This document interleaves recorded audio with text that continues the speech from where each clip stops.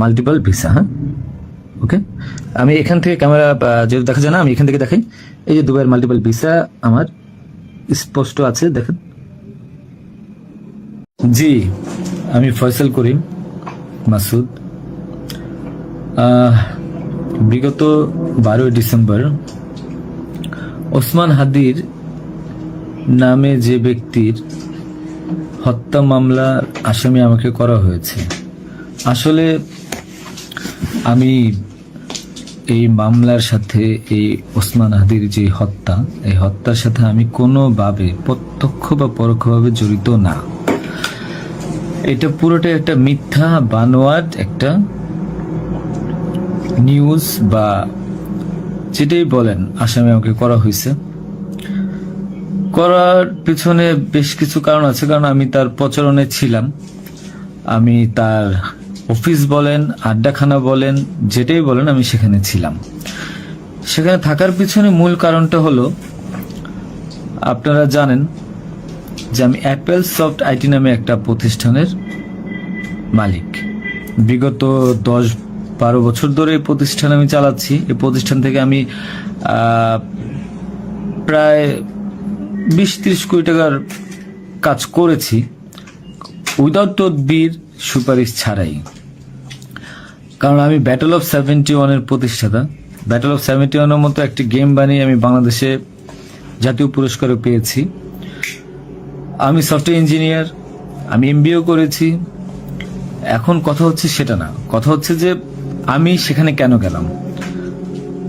সরকার পতনের পর আমার ব্যবসা প্রতিষ্ঠানে অনেক লস হয়, যেখানে আমি ঋণগ্রস্ত হয়ে যাই। তো আমি কিছু কাজ, নতুন কাজ, আইটির কাজ জমা দিয়েছি। তো আমি তাদেরকে জমা দেওয়ার পর আমি দেখলাম যে তদবির সুপারিশ এখন দরকার হবে, কারণ যেহেতু আমার ব্যক্তিগত প্রোফাইলে এখন কোনো কাজ হচ্ছে না। তো আমি ওসমান হাদির ওখানে যাই, তার সাথে কথা বলি। বলার পর সে আমাকে আশ্বস্ত করে বলে যে সে আমাকে কাজ পাইয়ে দিবে। এই বাবদ সে 5 লাখ টাকাও চায়।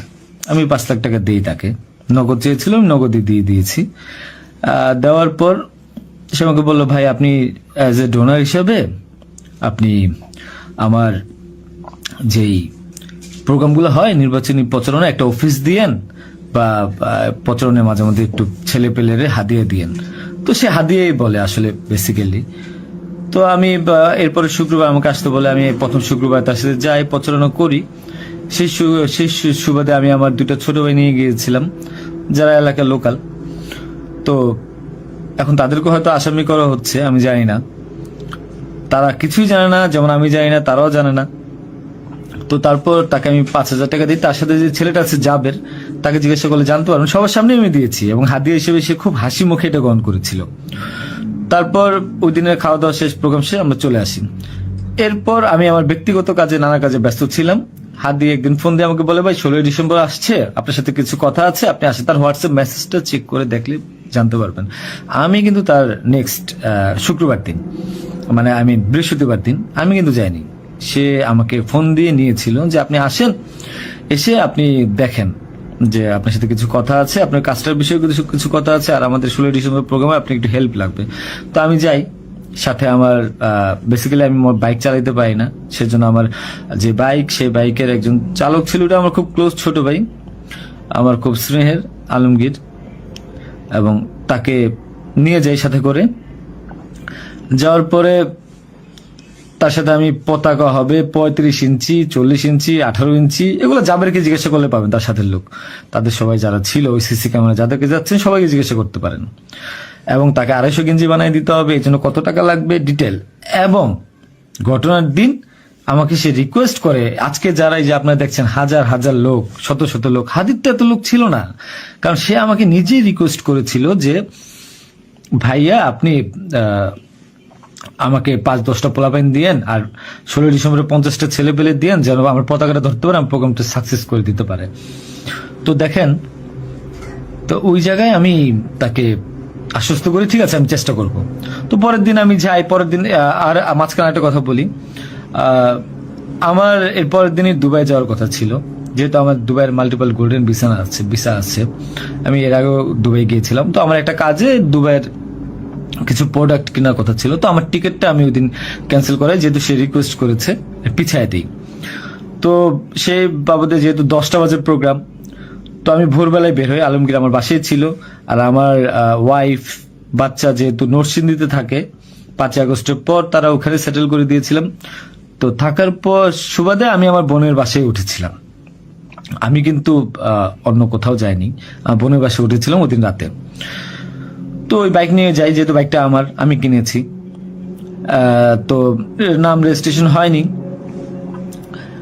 তো আলমগীর বাইকটা চালায় আমাকে নিয়ে যায়। তো ভোরবেলা আমরা একটা উবার ডেকে আমরা একটা রিসোর্টে যাই। এটাও সত্য, ওই রিসোর্টে যে মেয়েটা ছিল, ওই মেয়েটা বেসিক্যালি আলমগীরের গার্লফ্রেন্ড। কারণ আলমগীর আমি দুবাই চলে যাওয়ার পর সে যেহেতু এলাকায় থাকতে পারছিল না, তার একটু বাইরে থাকতে হবে। তো মেয়েটা তার কাছে একটা হেল্প চায় বাসা ভাড়ার জন্য। তো আলমগীর তার গার্লফ্রেন্ডকে হেল্প করার জন্য বলে, ঠিক আছে তুমি আজকে দেখা করো, আজকে আমাদের অনেক কাজ, তোমার সাথে আমি পরে দেখা করতে পারবো না। তো আলমগীরের সাথে আমি যাই। যাওয়ার পর 8টা-9টার দিকে আমি আবার চলে আসি, কারণ আমার এই টিকিটটা ক্যান্সেল করতে হবে। আবার হাদির প্রোগ্রামে যেতে হবে, ছেলে পেলেও নিয়ে যেতে হবে। তো আমি প্রিপারেশন নিয়ে সকালবেলা চলে আসি।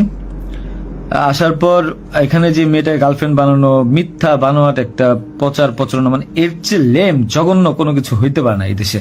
মানে আমাকে আসামি করেছেন, ভালো কথা করেন, কিন্তু এইরকম মিথ্যা মানুষের কলঙ্ক দেওয়ার কোনো মানে নেই। সতরা জানেন, ওই মেয়েটা গরিব একটা মেয়ে, মেয়েটাকে ফাঁসাচ্ছেন, মেয়েটাকে যা মন চায় তাই বলান। এখন কথা হলো যে আমি প্রোগ্রাম করেছি, হাদিকে যে ওদিন কথা বলেছি, এবং ওই দিন আমি তাকে আবার 10,000 টাকা দিয়েছি, পোলাপানকে খাওয়া দিয়েন। আমি আমার বাইক নিয়ে যাই, কে বা কারা এই হত্যাকাণ্ড ঘটেছে আমি জানি না। আমি 10 মিনিট আগে তার কাছ থেকে বিদায় নিয়ে চলে আসি।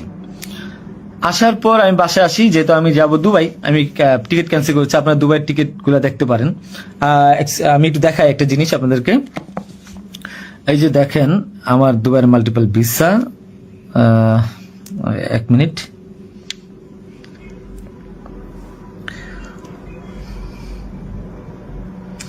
এই যে দেখেন আমার দুবাইয়ের মাল্টিপল ভিসা। হ্যাঁ, ওকে।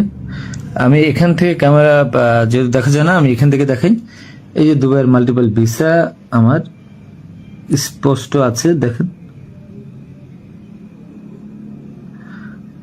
ঠিক আছে, দেখেন। আরো ভালোভাবে যদি দেখাইতে চাই তাহলে দেখতে পারবেন কিনা আমি জানি না, একটু ভালোভাবে দেখেন। যাই হোক, এটা আমার দুবাইয়ের ভিসা। তো এরপর আমি এই যে আমার দুবাইয়ের ভিসা, আমার ওই দিন টিকিট ক্যান্সেল করি এবং আমি যাবো আমার কাছে বিদায় নিই। বৈশাখ আমার ভাগিনা একটা আছে 5 বছর বয়স, সে আমার মোবাইলটা ফেলে দেয়। মোবাইলটা ফেলে দেওয়ার কারণে যেটা হয়েছে যে আমার এই মোবাইলটা নেওয়ার জন্য আমার 2 ভাগিনা খুব দৌড়ঝাঁপ করে মোবাইলটা নিয়ে আসে। আমার কাঁধে ব্যাগ ছিল, এখন ব্যাগকে অস্ত্রের ব্যাগ বানিয়ে দিচ্ছে, কিচ্ছু করার নেই আমার, যা বলবে তাই সত্য। আর আমার বাইকের নাম্বার প্লেট চেঞ্জ করে নাম্বার ম্যানহোল থেকে উদ্ধার করা, আমার বাবা 2বার ব্রেন স্ট্রোক করছে, তাকে দিয়ে উদ্ধার করানো, এটা কোন নাটক আমি জানি না। তো তারপর এই তো বাইক উদ্ধার দেখলাম, এগুলা দেখলাম, এরপর আমি বিদায় নিয়ে চলে আসি।